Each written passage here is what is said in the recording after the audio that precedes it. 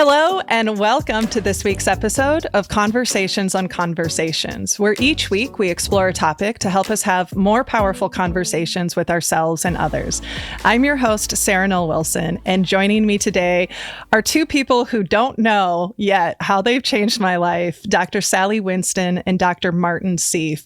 And we're going to be talking about the topic of OCD, how it's misunderstood, how we can support ourselves if we're navigating it, how we can support others. And if you've been following me on social media, I shared a post recently about my own journey with OCD. So this is a particularly special episode. So let's get into and let me share their bios and then we'll bring them on. So Dr. Sally Winston is the founder and executive director of the Anxiety and Stress Disorder Institute in Baltimore, Maryland. She is a master clinician who has given sought-after national workshops for therapists for decades. She is a frequent guest on podcasts and webinars. She received the prestigious Jerilyn Ross Award of the Anxiety and Depression Association of America in 2011. Her blog, Living with a Sticky Mind, which I love that title, can be found at psychologytoday.com. Born in Montreal, Canada, she has 3 adult daughters, 2 granddaughters, and I don't know how to pronounce the parrot. How do you pronounce a Senegalese parrot? Senegalese parrot. Okay. I have so many questions, but I know we have a tight time, so that might have to come afterwards. All right. And Dr.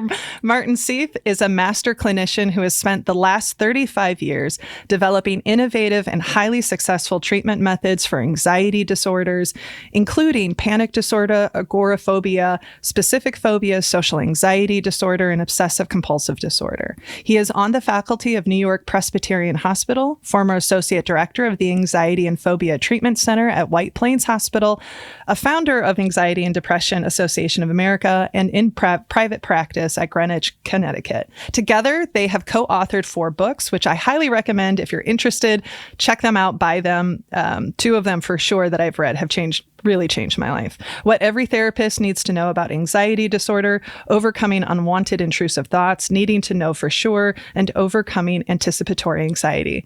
Welcome to the show, both of you. Nice to be here. Thank you. It's a pleasure to be here.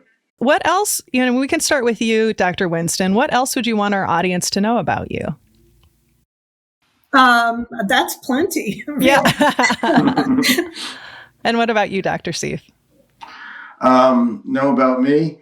I am an avid bicyclist. I spend a lot of time cycling. I cycle thousands of miles a year, and I've cycled all over the world rather. And yes, and climbed mountains and done things that I shouldn't have done. And the second thing about me is that I have, within the last year or two, got into wood turning on a lathe and making bowls and boxes and things like that. So those are 2 kind of interesting passions that I have. I love it. Have you ridden Ragbri, the great ride across the state of Iowa? No, but I know a lot of people who've done that. I mean, basically it's summer, it's hot, it's, I know the story. It sounds like either you've done it or you know people who've done it in some way. I mean, I live in Iowa. No, I don't do it. I think they're crazy, but more power to them. But well, I know people who've done it when the temperatures were 100 degrees and sometimes. Anyway, so yes. No. Awesome. Well, I'm so excited to have you both on the show for us to talk about this. And so let's just start with help us understand what is OCD and because that was one thing. I'll just start with this. I never saw that as an option for what I was struggling with, because I feel like my understanding of OCD was very limited to thinking about people who just wanted things to be very particular, or that the compulsions were about, not wanting to step on cracks or wanting to, and not realizing the depth of how it can show up, the depth of how compulsions can be very internal. And once my therapist and I kind of made this aha of, oh, this is more than just panic disorder. There's something else going on here. And the more I started to learn about it, it really opened my eyes to not only understanding myself better, but also just being more tuned into the amount of suffering that people with OCD experience, because it's not just that. I think a lot of people, they go, oh, I like to be clean, I have OCD. I'm like, no, you don't. Do you have a lot of distress? Do you have intrusive thoughts? Do you? So why don't you start us off, Dr. Winston? Well, first of all, kudos to your therapist, because an awful lot of therapists would not have picked that up. It isn't just the general public that have misconceptions about OCD. It's also general therapists. Yeah. Which is one of the reasons why we started writing, is that we wanted to make a dent in the world, and also why we didn't use the term OCD in the titles of our books, because we thought that, people would pick them up who didn't know they had OCD and then learn through reading that they in fact do. And for a long time, people did think that OCD was repetitive thoughts. Those were the obsessions, and compulsions were defined as behavioral things that you do, like checking and washing and avoiding contamination and things like that. And there was also this idea of a personality trait of being very neat and organized and so on. And I think what you're saying is so important, because, first of all, compulsions are not only behavioral, they're also mental and covert, and things that are not obvious either to the person who's having them or to people around them. And so it's much more subtle. It's interesting to hear your intentionality behind the title, because I didn't come to your work by looking for OCD. I came to your work because I started to experience incredibly intrusive thoughts in a way I never had before. Mm-hmm. And that is actually what brought me. And it was your work that made me realize, I think this is actually what's going on. Well, people get frightened because they think that when they have unwanted intrusive thoughts, they think that they're somehow either fighting impulses, or they're fighting an intentionality in some way. And so there's no real recognition that this is an anxiety disorder or a form of OCD in some way. So that's another reason why we really didn't use the term obsessive OCD in the book. Another thing I just want to say is that therapists still do not, there are many therapists who still do not understand obsessive-compulsive disorder. And Sally and I think we sort of stopped when COVID came, but we gave really well-received lectures at large things, essentially to therapists, which were entitled Busting the Myths. Everything you learned about obsessive-compulsive disorder in graduate school is probably wrong. And people were fascinated by that and interested in some way. But still, there are a lot of people who have difficulty with that. And I think that's one of the reasons that we appreciate you getting the word out to people, and why we enjoy the fact that people are willing to spread the word around our books. What do you feel like? Why does the misunderstanding or myths about it, do you feel like it's so pervasive? Because that was something that even my therapist and I talked about. I think she had a moment of, I missed this. I had little signs of it, but then it was like, it wasn't until I started to connect the dots that she started to connect the dots differently. And then it was like, oh shoot, like I totally missed this. What is it about OCD in particular that feels that's so misunderstood compared to, say, like anxiety, or you have a panic attack, or depression? I'm curious to hear your thoughts on why that's so pervasively misunderstood. Some of it is just that it's the understanding of OCD, the way we understand it now, is just in the last maybe 30 years. Before that, really, the understanding. Panic disorder didn't even show up in the manual, the DSM, until 1980. And obsessive-compulsive disorder was understood through psychodynamic lens, or a Freudian or a different way of looking at it, as if thoughts that one might have all are meaningful and worthwhile and should be explored and are insights into your deep unconscious, and that the notion that we all have junk in our minds that's not worth paying attention to was not really, available for the training of most people who are therapists. And we're gradually making inroads into the therapy community. But there are many people who train according to some school or sort of way of understanding the mind, or a particular theoretical orientation, or a bunch of technical interventions, and they just don't run across the need to understand OCD, even though it's actually far more prevalent than we thought. Yeah. Well, and let me add to that to some extent. There is really a well-established long-term analytic conception, which goes somewhere to the sense that the wish is father to the fear. And so essentially, if a person fears something, there's an analytic assumption that there's that's some response to a wish. And I think there's some validity to that in certain cases. The fact is that there are things that need to be explored. But if we also include the fact that if we go on what Sally's saying, that the mind does create these junk thoughts, and that there's certain thoughts that we need to take seriously, and other thoughts that we need to say, no, that's just junky, let it pass by. Just like when you get a creative idea, sometimes you get a creative idea and you say, wow, that's really great. And other times you say, that sucks, leave that alone in some way. That's just the way our mind works and understanding of our mind. So the fact is that there are a lot of people, a lot of therapists still, who go along with this old general, I'm giving a very general term, analytic assumption in some way.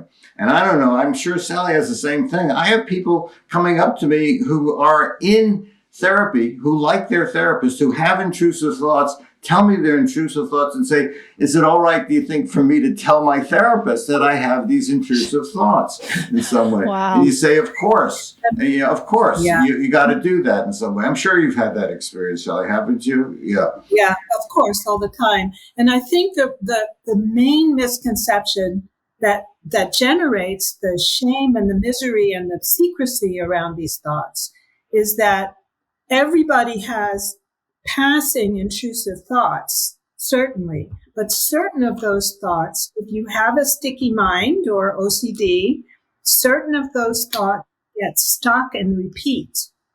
And the reason that those thoughts get stuck and repeat is not random. It's the most awful thoughts that you can come up with. It's the things that are the opposite of you. It's the anathema, the, oh my God, what's that doing in my mind kinds of thoughts.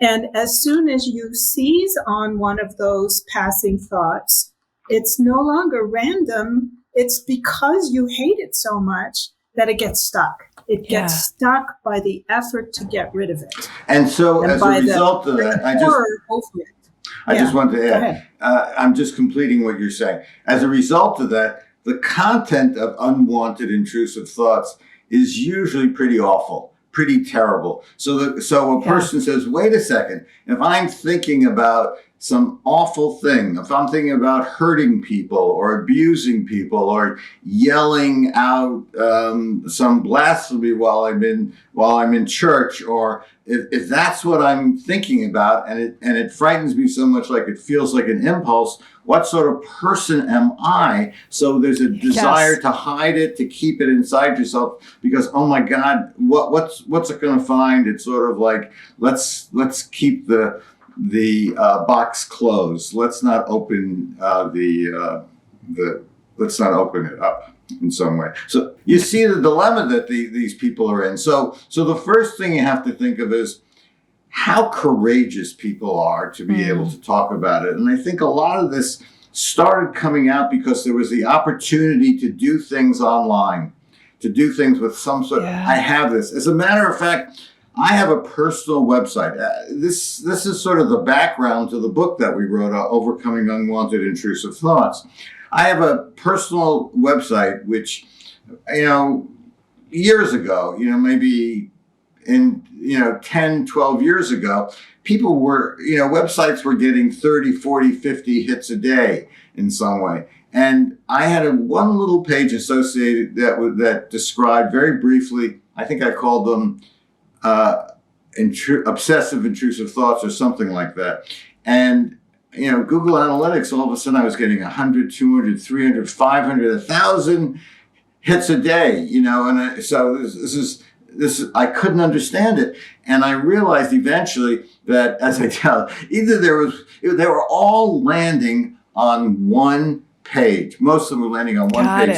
So either this was something that was really common out there and people were finding it, or else there were one or two people who were just spending their whole day clicking on that one thing. Which, could be because we're looking for reassurance and we're just like, let me read it again. And is that what I really have?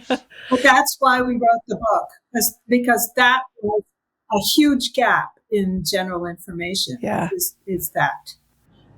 And as we were writing the book, we learned more and more about it. And as we get questions from people, and for a while, actually, I had a little newsletter that I tried to go up each month, and people would read it and subscribe. And I think we had, I don't remember, maybe 5,000 or 6,000 or 7,000 people. This is in 2014, subscribing to this Intrusive Thoughts newsletter in some way. And that a lot of that information went into the book that we wrote. Yeah, I think that was something that was so profound for me. I mean, there were so many major ahas, but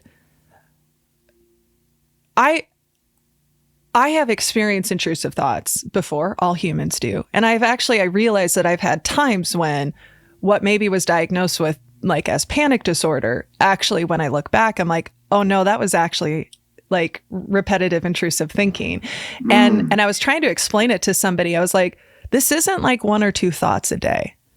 When my brain is really, really sticky because I'm under stress, because I'm tired, because I'm not like practicing my ability to sit with the uncertainty and float and fly above it, it can be hundreds, thousands a day of that coming through. And imagine you're trying to exist in the world. And to your point about those subtypes, I think that again, that was another piece that was really insightful for me, because imagine that your intrusive thoughts wasn't about cleanliness, but was about pedophilia. What if your intrusive thoughts were about harming children? What if your intrusive thoughts were about sexual orientation? And how so many of those, one, would feel very scary to share out loud, and two, could be misinterpreted by somebody who isn't familiar with OCD as like, ooh, you might actually have a real problem, or you might actually really need to be rethinking, or you really need to explore this. That was so profound. And I will say that in my own journey, I can't imagine how many people are walking around not realizing that this is what they're suffering with. Right. And not having the support and not having the space, right? Like to be able to speak up, and which is why I think it's so easy for it to be silent, because there's so much shame around these thoughts. Right. And, exactly. And what we say all the time is that OCD masquerades as issues, right? So that even if you are a mental health clinician, if you ask somebody, do you have suicidal thoughts? Somebody could say, yes, they do. And there's two different kinds of suicidal thoughts. One of them is, I want to die. My life sucks. Nobody cares about me. They'll all be better off without me. Kind of suicidality. That's real suicidality. But OCD also does something else. If we remember that the opposite of you is what gets stuck. People who love life can be tortured by the thoughts that what if, against my will, I suddenly lost control and jumped off a balcony or knifed myself or hung myself because these thoughts are in my mind. That's not being suicidal. It's not being depressed.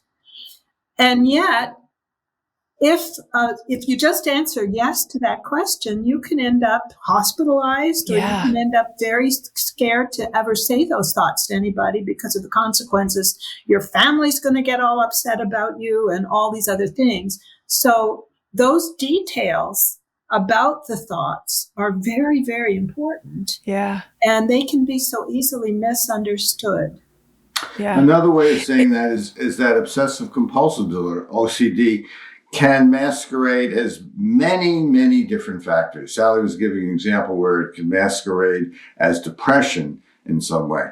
And we make a distinction between something like depression, where a person is depressed, and obsessive-compulsive disorder, where the content of the obsessions are depressing in some way. So that's another thing that we say. An intrusive thought. I think you made a really good point. We made a special effort to start the book with very specific examples of different types of intrusive thoughts, because we wanted people to see the nitty-gritty of that. By the way, some people find that too triggering and they can't continue on the book, but I think that it's still you found it triggering in the beginning, I found it really triggering. Yeah. Okay. And now I'm in a very different place for sure. But in a sense, again, let's talk about the courage that people need in order to overcome this. I mean, it really means taking a chance. It's a leap of faith in some way that somehow the approach that's being presented by people who wrote this book is going to be helpful, when in fact it's completely opposite to the way that I've been trying to deal with it in the past in some way. Right. But we did want people to know the nitty-gritty, where really good people can have terrible, terrible, terrible thoughts in some way, and to understand that sense. But to go to take it just one step further, an unwanted intrusive thought is not defined by its content. Okay, and that's an essential thing. It's really defined by how it feels terrible, and how it acts. It repeats. It gets stuck. So that's the way we define an unwanted intrusive thought. Yeah. Another thing about how it acts is that what is maintaining and the repetition of the thought is the struggle against the thought. Yep. So the thought has a relationship with whatever you're trying to do to make it go away. And that can be something like a behavioral compulsion, tap 3 times and turn around, maybe the thought will go away.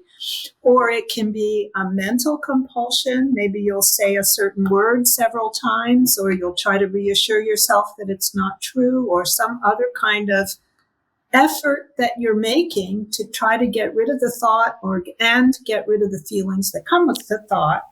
And that relationship between the thought, which is called an obsession, and the thing you're doing to try and make it go away, that's called a compulsion. Yeah. And for many people, they just call it obsessing or worrying.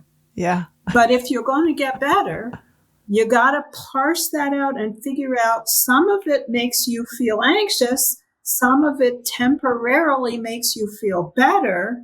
And it goes round and round and round. Yeah. Okay. So that's such a beautiful introduction to the concept of the 3 minds that you talk about in your book, which I laughed so hard when I was learning about the false comfort mind. I'm like, I have a very strong false comfort mind. So Dr. Seif, would you start us off by talking about the way that you talk about it in your books, of the worried mind, the false comfort mind, and then the wise mind? Because for me, even, I was like, I think everyone should just be familiar with that, regardless of what they might be challenged with or struggling with, because it was just such a powerful visualization. But the false comfort mind was like, yep, I see what she's doing.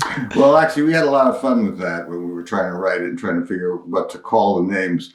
But it started with the fact that we wanted to find a very explicit way of illustrating the conversations, the dialogue, the narrative that goes on in people's minds in some way. It really followed from the idea when we realized that really most of obsessive-compulsive disorder is purely mental and purely cognitive and goes on within people's mind. And that's why we considered it to be why people start to realize that it's far more common than professionals had assumed prior to that. So we wanted to make this internal conversation very, very explicit.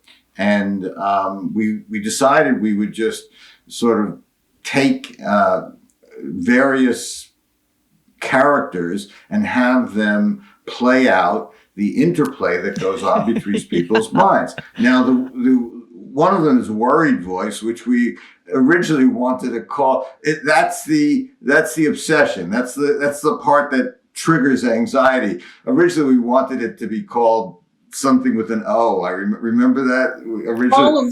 Oliver. No, Oscar. It was Oscar. Yeah. Oh, Oscar. Kind of like Oscar the Grouch. Well, no, but and then there's something that answers that, which is false comfort, and people can recognize this in some way. And we wanted to use the term false comfort because the comfort it provides is temporary and essentially reinforces the next worried voice question. And this dialogue goes on. And then we wanted to introduce the fact that people, if they pay attention to themselves and center themselves, we all have some sort of common sense. We called it wise mind that says, wait a second, this is being ridiculous. We're looking for absolute certainty. We're asking questions that have whatever it is in some way, and some way of grounding in some way. And we spent a good time going through these conversations that we hope people, internal conversations that we hope people could connect with. Apparently you did. Apparently it made sense to you. Yeah. It literally, I felt so seen and not crazy because I was like, what is it? Because the other component of it is that, what do they call it? Ego dystonic, of like, for my experience I have lived with this my whole life, right? And it has manifested in lots of different ways, whether it's about health, up until recently, it was about pregnancy, fear of pregnancy, even when it was irrational. And the ways that I realized that I was like trying to reassure my compulsions, like thinking about like with my health was, I need to figure out where I got this from. I need to figure out like, or if I was really tired, the joke in our house was always like, why do you think I'm so tired? And it was why?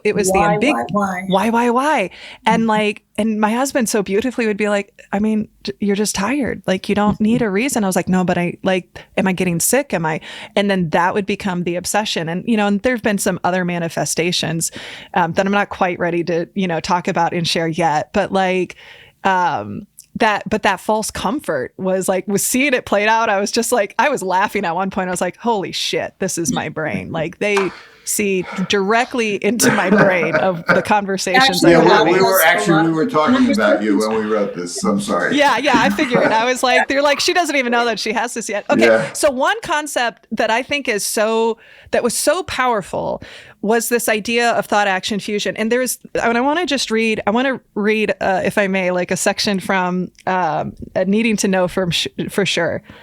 And you wrote that there are four main perceptual changes characteristics of anxious thinking. One, that no risk feels reasonable. The thought and action feel fused together. That's the one I want to talk about. Worry thoughts become sticky and the world is viewed as dangerous. And then you go on to say, anxious thinking makes the consequences of something you fear feel so significant that the probability of that happening feels irrelevant.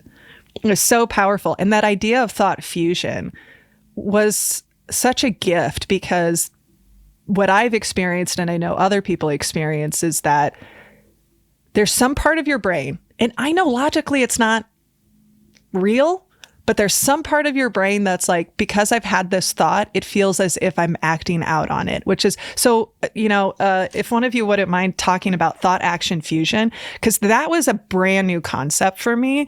And it really opened my eyes to a lot. It's really an altered state of consciousness. When you're sticky and you're anxious, your mind works a little differently. Yeah. And one of the things that we've always said, I guess everybody's always known, that anxious people have great imaginations, right? And what happens when you're anxious and you have this sort of imaginary catastrophic story that you build in your head that is anticipatory of some terrible thing that's going to happen, that because you are anxious, it becomes incredibly vivid, and it's accompanied by body sensations of fear. And then it feels somehow you make the mistake of treating that as if it's a fact, as if it's true, as if it's something you have to now respond to or do something about. It's like going to a horror movie, the Chainsaw Massacre movie, and sitting in the movie theater and then forgetting that it's a movie. Sure. Yeah. Right? Yeah. No, that completely resonates for me. I think that there were, as you were talking, Sally, there were actually a number of things that were going through my mind. I think part of it is the fact that Sally and I have been talking about trying to expand this concept of anxious thinking because it's so profoundly different from the way we feel when we're feeling comfortable and when you're really caught up in it. Yeah. You really are in an alternate state of reality. So we were playing around with the idea of, I don't think anxious consciousness is nothing really. The world feels different at that point. Yeah. And I'm not sure really what causes it, but it's profound. It feels real, and it's an act of faith to say, wait a second.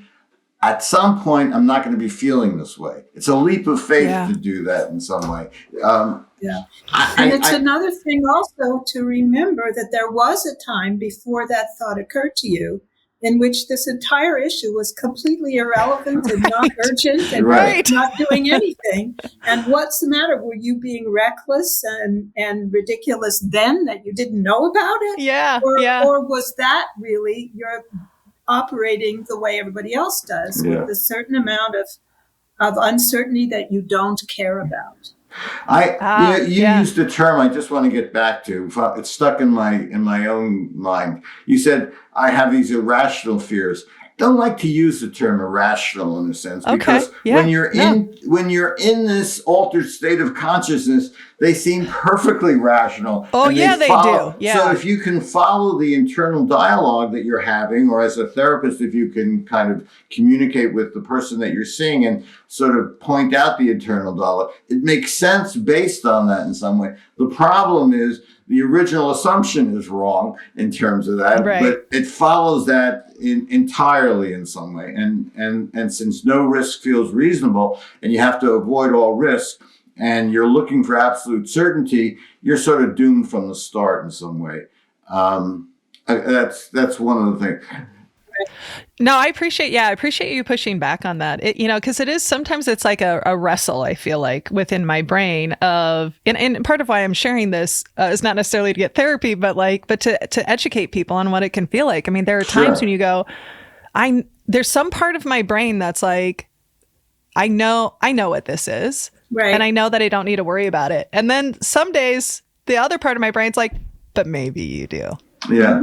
Well, I think part of the thing is people have to realize, number one, that our brain is not quite as smart as we think it is in some way. We have this sort of limbic, this amygdala in the back, which is very primitive. Primitive animals have an alarm system in some way, which is binary, yes or no. And then we have all this ability to think in the prefrontal cortex in some way. And they don't play together all that well. They don't communicate together all that well. And I think part of what we go through when we're feeling this intense anxiety, and I've had a lot of anxiety in my life. I can tell you that. I'm speaking from experience, on both sides, as I tell patients, both sides of the office, on the couch and on the therapy chair. But the fact is, and part of it is that we're trying to make sense of signals that are coming in that essentially don't make sense to another part of the brain. And I don't know that much about the neurology. We try to give some explanations, some very basic explanations in the book about that works, about how that works. Yeah, I really appreciate that. My relationship with my amygdala started 10 years ago, which is what started this shirt. is we're because I think everyone needs to understand about their amygdala, and because we're often working with people in positions of power and authority, I'm like, no, you need to understand that person's not being difficult, they're having a stress reaction. And so like we're very passionate, and and some people will joke like, who's Amy G. Dalla? She's some singer, and I'm like, no, but let me tell you about it. But but I loved how you in your books you talk about like there's the first fear, and you use the example of like when somebody jumps out at you and scares you and you have that initial whoosh, which that description of whoosh felt very accurate. Like there's like, I can't describe it, but I was like, oh yeah, that is a very accurate description. And then there's the second fear or not, right? And like part of the OCD brain is it just gets looped into it. Whereas other times you go, oh, it's just a movie. Oh, it was just my friend who jumped out at me. And I want to make sure that we give some space to that, that idea of certainty, right? Of just wanting, like that is definitely something that was so profound. And I cannot say that I'm, my muscle around that is built up as much as I know it's not built up as much as I want it to be, right? Yeah. Like I'm still having to be very conscious of it, but there's something. Yeah, it's a very important concept. Yeah. But the first thing to understand is that certainty isn't about facts. Yeah. That it's a feeling. Mm. The truth is we can't be absolutely certain about anything. But there's some times when we are fine, as Marty likes to say, when he says, I'll meet you at Starbucks for a cup of coffee, he doesn't say, provided I don't have an aneurysm and die before I get there, just doesn't think about it. And most of the time we don't think about it. We accept the fact that we can't know for sure, that 100% certainty isn't possible. And we just carry on. Because we have this feeling of certain enough or okay or, that kind of a feeling. So, but when you have serious obsessional doubting, what happens is you start craving that feeling of certainty, and you think that it's going to be established with facts. Yeah. I just want to be done with it. Like, just what do I need to decide? What do I need to know? What do I need to read to just be done with this? And then that just perpetuates it. Yeah. And OCD loves to find itself located in anything that's invisible, right? So that could be germs. It could be stuff in the future that hasn't happened yet. It could be what somebody else might be thinking. Yeah. But that's where you can't prove something factually. OCD loves that kind of territory, because if there's no facts, then what you have is your imagination. Yeah. And then what you do is you rely on your imagination instead of the reality, which is that you don't know anything. Yeah. There's a wonderful little story that I stole from someone, and I'm very sorry to say I don't know who I stole it from, but OCD takes facts and moves you along into a place where you can't be sure, and it all feels very logical. So there is such a thing as termites. That's a fact. Termites eat wood. That's a fact too. Sometimes when termites are eating wood, you don't know about it. You can't hear them or see them. They're far away. That's a fact too. It is conceivably possible that there are termites eating the wood under the floor of your living room. That's conceivably possible. So you better not go in the living room, because you could sit down on a chair, go through the floor and die. So that is how it traps you. And then you find yourself wanting to learn about termites and wanting to be sure you don't have termites and calling the termite company, when all that happened was a story in your head about conceivable possibilities built on completely irrelevant facts about imaginary things. But that's how it works. And at the end, it seems like, well, at least, call pest control and find out. Why shouldn't you? And that's how you get stuck. Yeah. And then for sure, for sure there are no termites. Yeah, because even last week, when you never thought about termites, you couldn't have cared less. Oh, man. And then you see where, like, for people listening, you can see how that false comfort comes in. Like, oh, okay. Like, well, they said, but it's like, oh, but they could come anytime. And then you're just right back in that loop again. Yeah. I'm having a moment of, I can't wait to talk to Nick when this is over, as he's like listening to you talk. And like, I have Oh, no, he is. And I'm sure he's like, yeah, this feels about right. Let me go back in time a little bit. And we, Sally and I have been around for a long time, and our evolution, our understanding of some of the things has changed. So if I go back to maybe before the year 2000, which is when we were probably just in our 70s or 80s, I don't remember that. But anyway, if I go back to a long time ago, and we include some of this in our textbook. We wrote a little textbook, what every therapist needs to know about anxiety disorders, talking about obsessive-compulsive disorder, that when we would find someone who had anxiety that seemed weird or strange to us in some way, and we talk about it to another therapist, say, I saw this person who had this, they would often laugh. It often brought up laughter in some way, and I started realizing a lot of these weird phobias were really obsessive-compulsive disorder, and that we had to understand in some way. So people who were afraid of wind chimes or the letter S or Estee Lauder in some way, if you begin to understand what it triggers in their mind and the conversations in their mind and the worried voice and the false comfort and the back and forth that go, then all of a sudden these seemingly bizarre symptoms tend to make perfect sense in some way. And the issue is to get a person to be able to pay attention, to be aware of their own internal conversations, their own internal dialogue, and to be able to stop doing the things that maintain it in some way, to stop doing the things that reinforce it. And in our terminology, we would say an obsession raises anxiety, a compulsion lowers it.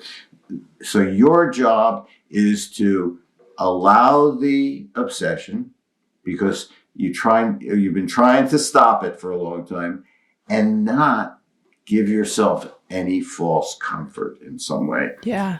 And that allows you your body to begin to get better. To recover in some way. There's a whole bunch of theories about what it does, which is less important than the fact that the notion is the best thing to do when that happens is to do nothing, which is very difficult to do. It's very hard. And sometimes, and what I've learned about, like, my experience is, my brain is doing compulsions and I don't even realize it's doing it. Oh, sure. Right? Like it is, and so being able to catch it. And I know that there are people who are listening, who are tuning in because they don't have it and they want to understand it.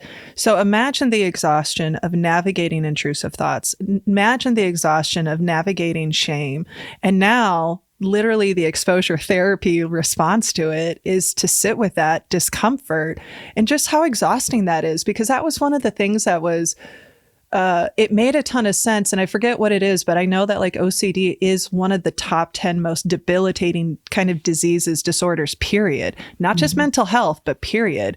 And so understanding that, which is also part of why I get a little frustrated when people are like, oh, I have OCD, and they say it like it's this cute thing. And I'm like, you don't understand how much distress I have to navigate to just be functional, to just show up. Well, they're probably they're saying I'm OCD-ish and that I'm, the old version of I'm anal, I'm neat, I need everything to be neat in some way, which is very different than what you're talking Yeah, exactly. about. Yeah, or it helped me get through grad school, Right. But that's not it at all.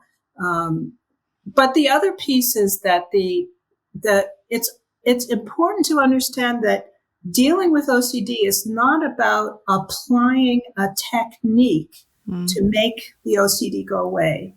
That it is about changing your relationship with your thoughts. Yeah. So that your perspective on the thoughts changes. And if you do understand thought action fusion and not every thought is important and all of the details that we talk about in terms of overvaluing or over explaining or analyzing thoughts, then you can have a thought and not do anything about it pretty safely. Yeah. If you still think there's something important about that thought, it's much harder to do exposure and sit with your, maybe I'm really a pedophile. That's not helpful. Yeah. What you have to do is get to the place where it doesn't really matter whether or not you have the thought, because it's not an important experience. And then you don't have to put in effort to apply a technique of some sort.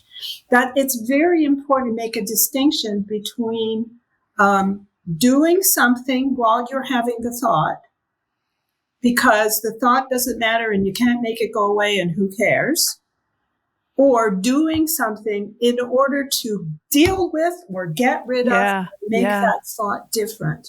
So it could be exactly the same thing. It's your attitude towards the thought that makes the difference. Your attitude towards your thought, and I'm just going to sort of round it out a bit, Sally. Your attitude towards your thought and the effort that you use or not use to try to get rid of that thought. If we go with a very basic assumption that effort works backwards when we're dealing with anxiety, it certainly works backwards when dealing with OCD, then, and the term we use, I think we use a book called, it's paradoxical effort. It actually, the effort you use to try to push the thought away goes right into making the thought stuck in some way. So the concept there is that any effortful attempt to banish the thought, to get rid of the thought, to get the anxiety, tends to backfire pretty real. And that's, I just want to finish with, Yeah, no, thank you for clarifying that. Cause that's the muscle I'm building, right? That's the subtlety. Yeah, and it is. And you don't even realize, we had a guest, Dr. Tina Opie, on the show a couple of weeks ago, and we were talking about bias, but she used this analogy that when she said it, I was like, that actually is a gift for my OCD brain. She said, we all have biased thoughts. Just think of them as a bird, let them fly by, but just don't let them nest. And it was kind of just this observe it going by. And so sometimes that is what helps me is like, oh, yep, I see you. Like, oh, you're cute. Okay, there you are, right? And some days are easier than others. And I know from my previous experience that there can come a point where it becomes even easier. I remember when I was dealing with my panic disorder, I had somebody come up to me and he said, I'm pretty sure I struggle with this. How did you cure it? And I was like, oh, sweetheart. I said, I just have a different relationship with it now. Like I've just learned how to do it. And to that point, I want to read a part of your book, kind of like as we're wrapping up, this idea of certainty that it was so powerful. And even just reading it again, I sent it to my husband. I was like, oh, I needed to hear this again this morning, like the timing of this. And that was where you talked about recovery does not mean being certain. You can and will be uncertain when you notice the realities of life. There's no guarantees, no perfection, no foreknowledge, a lot of things we can't control. But recovery does mean no longer struggling with trying to control the uncontrollable, predict the future, or avoid all risk. Recovery means flexibility, curiosity, excitement, growth. It means no longer being trapped in loops of reassurance. It's stepping into the uncertain world of maybe and good enough and learning how to thrive there. I just that just sums it up so beautifully. And there are days that feels good. And there are days where like, damn it, I want to be in that space. Like, how do I get there? Yeah. One final question. I'm curious, I feel incredibly fortunate to have an amazing partner, in this. Nick has been learning alongside me. He is really great at holding space for it. He's learning how to make sure, like, is this a productive reassurance or is this right? Like, and being able to talk very openly and courageously with him. What advice do you have for somebody who might have a family member, a friend, a spouse, a partner, a coworker even? What are the best ways that somebody who doesn't experience OCD could support somebody who's navigating this? I think what you just said about being open to learning Yeah. is the bottom line, that whatever the person who is working with their own OCD is doing, reading, watching. There are YouTubes, there are ways to absorb information that's accurate alongside the person who has OCD until you really grasp what's going on. And then if you are at the point where you both agree that you're not going to be giving reassurance, empty reassurance, then it has to be done kindly. Yeah. It's so easy to say, that's your OCD, just stop. But it has to be done kindly. Like, I can see you're suffering with that thought. Isn't that one of those thoughts? Instead of either saying or withholding reassurance, just pointing out the process is the most helpful thing you can do. And understanding at a basic level that it's just OCD. That you have a sane and loving and normal person who is struggling with OCD, which is actually, once you get the diagnosis, it's really good news. Yeah. There's a way out. It's not some kind of serious, awful thing that is going to be with them forever and you're all going to suffer forever. You have to be optimistic, because there really is a way to stop suffering. Yeah. That's beautiful. Well, I can't thank you both enough. I want to say thank you to you both. In your decades of this work, how much suffering those of us with OCD experience. And your work gave me the light to start moving towards. It helped me understand myself. It helped me understand others. I'm still learning. I'm still working on building that muscle. But I just want you to know how incredibly valuable your work has been to me, has been to people I've recommended it to, how important it's been to our relationship. And so it's been such a gift to have you both on the show and to continue to share your work. So thank you both so much. Thank you for having us. And I'm so glad that what we have written and talked about has been able to go all over the world. The books are actually available in about a dozen languages now. Yeah. And so the more people that we can reach, and the more people like you who have the courage to share with the world, what they're going through, the better things we'll get for all those people with OCD. Okay, well, we'll be sure in the show notes, folks, to share links to the books. And and again, thank you both so much for being on the show. And thank you. You take care. It's very, very heartfelt. Thank you. Our guests this week have been Dr. Sally Winston and Dr. Martin Seif. And as you can hear from our conversation and hopefully my voice, this was a really important show for me. And I hope it's an important show for many of you. There's so much that I've taken away from these two, but one of the things that particularly resonated was when Dr. Winston Sally talked about how the OCD brain really likes things that are invisible. That just hit me really hard. So now I need to stop looking for termites in my life. And we want to hear from you. I really do want to hear from you. If you are somebody who has struggled with intrusive thoughts, if you are somebody who knows and loves somebody who maybe has struggled with OCD and intrusive thoughts, or you just brought up something for you, please feel free to reach out. Know that your stories are safe with us. You can send me an email at podcast@sarahnollwilson.com. Otherwise, you can send me a DM on social media. I'm particularly busy on LinkedIn. And if you haven't already, please be sure to rate, review, and subscribe to the show in your preferred podcast platform. This helps us get exposure, continue to do this great work, and bring on awesome guests like Dr. Winston and Dr. Seif. And if you're interested in supporting the show financially, consider becoming a patron. You can go to patreon.com/conversations on conversations, where your support will go directly to the team that makes this show possible. And you'll get some pretty great swag as well. Speaking of the team, let's give them some love. To our producer, Nick Wilson, our sound editor, Drew Knoll, our transcriptionist, Becky Reinert, and our marketing consultant, Jessica Burge, and the rest of the Snowco crew, a huge thank you. I just want to thank again our guests, Dr. Sally Winston and Dr. Martin Seif. It was an absolute honor to be able to have them on the show, to share their work, and to be in conversation with them and with you. This has been Conversations on Conversations. Thank you all so much for listening, for being present.